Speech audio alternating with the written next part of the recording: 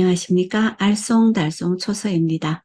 이번에는 달려갈 추, 재촉할 촉자와 사이뜰 격자를 함께 비교해 보겠습니다.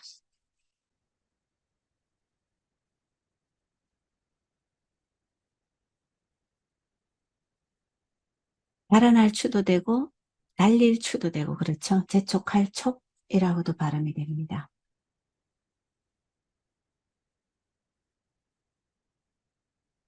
사이뜰 격자입니다.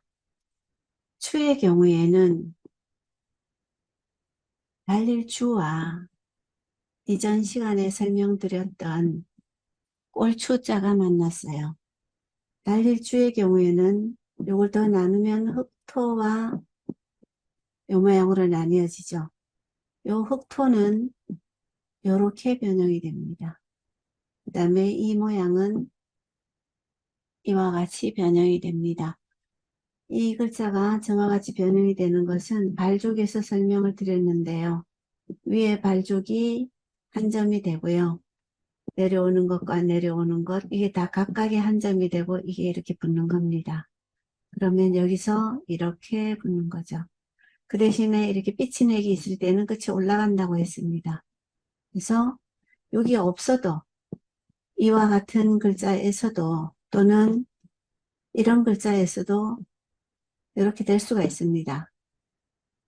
그래서 붙이면은 이렇게 돼야 되겠죠?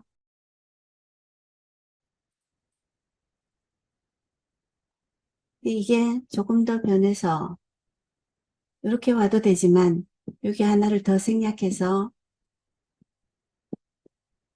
그냥 바로 이렇게 와도 됩니다. 이렇게. 그리고 여기는 지난 시간에 나왔죠? 이와 같이 된다고 말씀드렸습니다. 꼴추자가요. 이걸 그대로 여기 얹으면 쫓아갈 추, 따를 추, 달아날 추, 재촉할 촉 다 됩니다.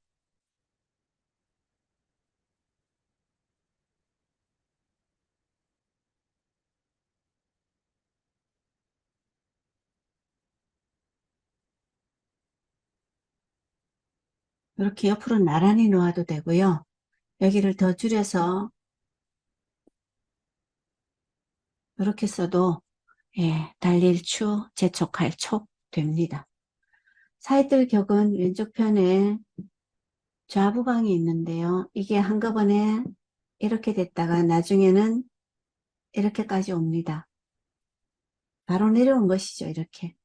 그게 이렇게 쓰다가 보면 이쪽으로 옮길 방향이 옮겨가면서 붓끝이 따라가게 되는 겁니다. 그래서 좌부방은 이렇게 쓰고요. 오른쪽에 있는 이 부분을 위에 하늘은 그대로 갑니다. 입구도 한 획으로 긋고요. 왼쪽은 생략을 하고요. 여기를 이렇게 가지고 옵니다. 그러고 나서 요 안에 들어있는 게 이 모양인데요.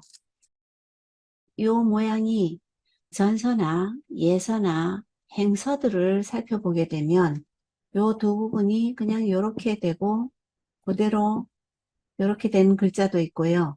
아예 이와 같이 쓰여진 글자들도 있습니다. 초서에서는 이런 형태에서 왔다고 보면 되지 않을까 싶습니다. 그러면 이 두 개가 점이 이렇게 붙고요. 그리고 바로 내려오겠죠. 이렇게. 그리고 두 개를 그어 주어서 이런 형태가 됩니다. 안에 이렇게 들어가는 겁니다. 그래서 연결하면 이렇게 쓰는데요. 요것과 요걸 연결하면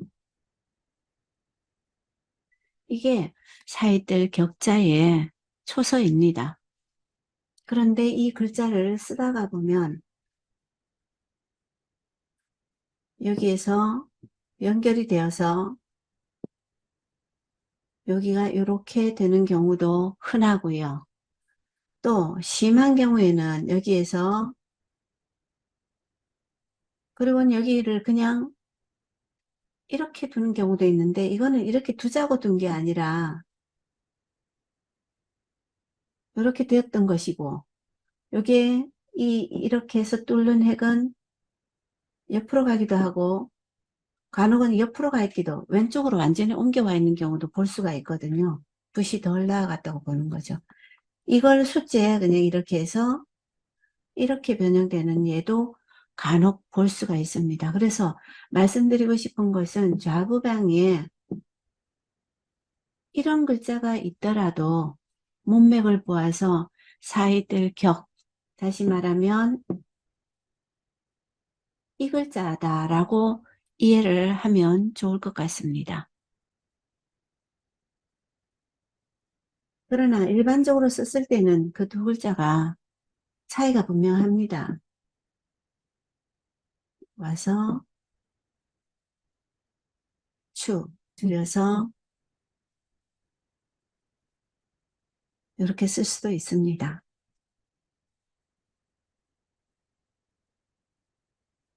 벽 살짝 이렇게 휘어주기도 합니다. 벽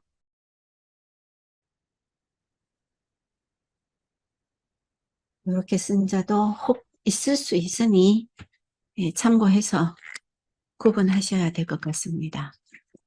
어렵네요. 달릴주 사이들 격입니다.